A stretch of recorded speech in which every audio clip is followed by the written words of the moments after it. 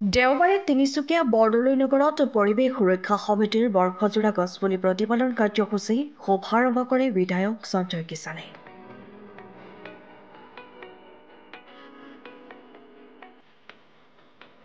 তিনিচুকীয়া বিধানসভা সমষ্টিৰ বিধায়ক সঞ্জয় কিষাণে অমৃত বৃক্ষ আন্দোলন কাৰ্যসূচীত নিজ হাতেৰে ৰোপণ কৰা ডাঙৰ হোৱা গছপুলি চাফা কৰি চূণ সানি গছপুলি প্ৰতিপালন কাৰ্যসূচীৰ শুভাৰম্ভ কৰে। তেখেতক সহযোগিতা আগবঢ়ায় পৰিৱেশ সুৰক্ষা সমিতিৰ কেন্দ্ৰীয় কাৰ্যকৰী সভাপতি দিগন্ত ভট্টই। উল্লেখযোগ্য যে পৰিৱেশ সুৰক্ষা সমিতিয়ে 2012 চনৰ পৰা প্ৰতিটো দেওবাৰে গছপুলি প্ৰতিপালনৰ কাম কৰি আহিছে। পৰিৱেশ সুৰক্ষা সমিতিয়ে 2020 চনৰ পৰা পোনপ্ৰথমে অসমত 1 জানুৱাৰী তাৰিখে প্ৰতিপালন দিৱস হিচাপে পালন কৰি আহিছে।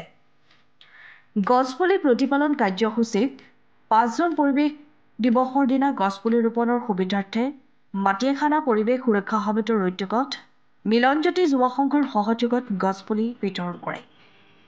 এই কাৰ্যসূচীৰ পৰিচালনা কৰে পৰিৱেশ সুৰক্ষা সমিতিৰ কেন্দ্ৰীয় সভাপতি ঋতুৰাজ বৰুৱাই।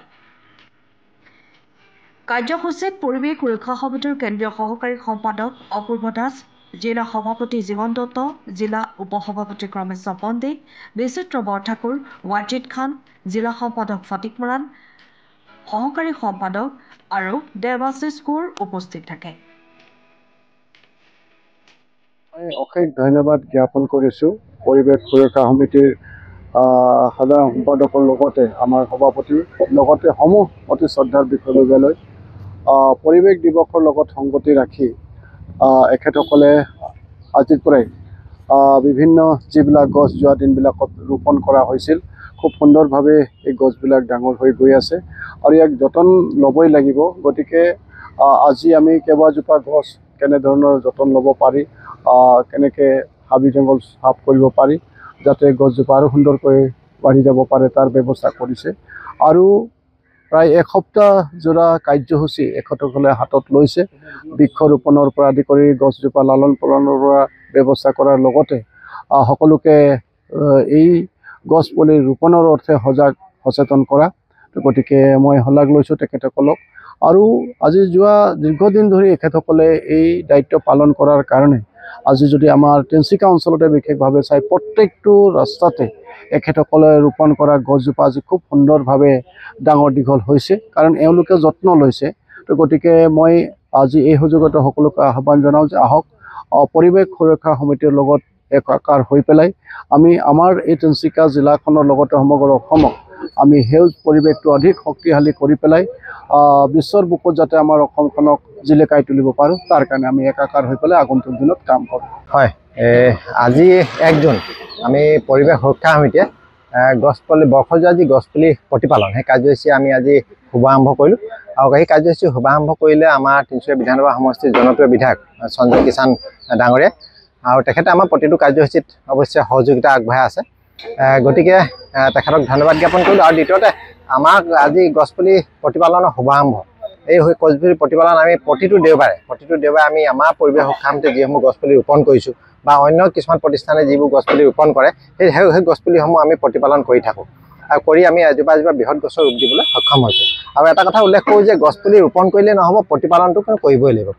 ৰোপণতকৈ আমি ভাবোঁ যে প্ৰতিপালনটো বেছি গুৰুত্বপূৰ্ণ, কাৰণ প্ৰতিপালন অবিহনে গছজোপা ডাঙৰ হোৱাটো অসম্ভৱ। ক'ৰবাত হাবি জংঘলে গছপুলি হয় ডাঙৰ হোৱাটো বেলেগ কথা, কিন্তু আমাৰ যিহেতুকে ৰাস্তা পদূলি বাটৰ কাষে ৰোপণ কৰোঁ, লগতে বিভিন্ন চৰকাৰী বেচৰকাৰী অনুষ্ঠান আমি ৰোপণ কৰোঁ। যিটো আমি তিনিচুকীয়া চিভিল হস্পিটেলত আমি ৰোপণ কৰিছোঁ, তাত প্ৰতিপালন কৰি 5 বছৰ মূৰত এটা সেউজ সুন্দৰ আৰু এটা সুস্থ সমাজ দিবলৈ সক্ষম হৈছোঁ। ঠিক তেনেদৰে আমাৰ চলিহানগৰ বৰদলৈনগৰ আদি কৰি বিভিন্ন অঞ্চলত আমি গছপুলি ৰোপণৰ লগতে প্ৰতিপালন চলাই আহিছোঁ। গতিকে ৰাইজকো আমি আহ্বান জনাওঁ যে প্ৰতিপালনটো যাতে অতি গুৰুত্ব সহকাৰে লয়। আৰু দ্বিতীয়তে হ'ল অহা 5 জুন বিশ্ব পৰিৱেশ দিৱস। সেই দিৱসৰ দিনটো সকলোকে এটাকৈ গছপুলি ৰোপণ কৰিবলৈ আমি আৰু প্ৰতিপালন কৰিবৰ কাৰণে ৰাইজক অনুৰোধ জনাইছোঁ।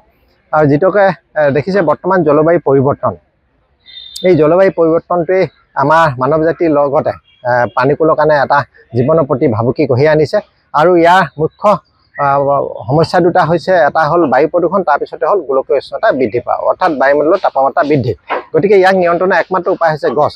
গতিকে সকলোৱে আমি 5 জুনৰ দিনাখন এটাকৈ গছপুলি ৰোপণ কৰিব লাগিব, আৰু ৰোপণ কৰি তাক প্ৰতিপালন কৰি এজোপা বৃহৎ গছৰ ৰূপ দিলেহে আমি তাক পৰিৱেশ প্ৰদূষণ নিয়ন্ত্ৰণৰ ক্ষেত্ৰত সহায় কৰোঁ। আৰু দ্বিতীয়তে 5 জুন বিশ্ব পৰিৱেশ দিৱসৰ দিনাখন আমি আমাৰ তিনিচুকীয়া জিলাত যি তিনিচুকীয়া চিকিৎসা মহাবিদ্যালয় অসম চৰকাৰে নিৰ্মাণৰ ব্যৱস্থা কৰিলে ইতিমধ্যে তাৰ প্ৰায় কামেই সম্পূৰ্ণ হৈছে।